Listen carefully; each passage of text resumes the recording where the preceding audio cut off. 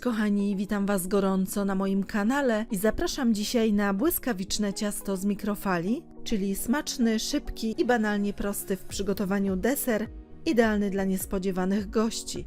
Zapraszam do oglądania filmu. Składniki.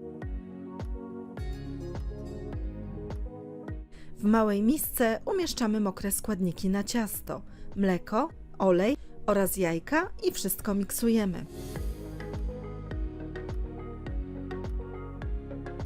Następnie do masy wsypujemy suche składniki: mąkę, cukier, szczyptę soli, proszek do pieczenia oraz kakao. Wszystko jeszcze raz dokładnie miksujemy.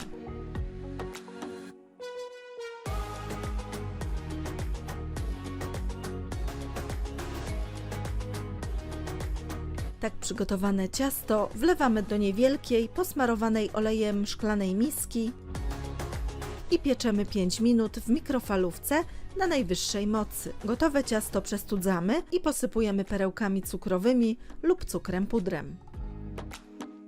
Po więcej pysznych przepisów zapraszam na mój kanał Smakowite Dania oraz na stronę smakowitedania.com.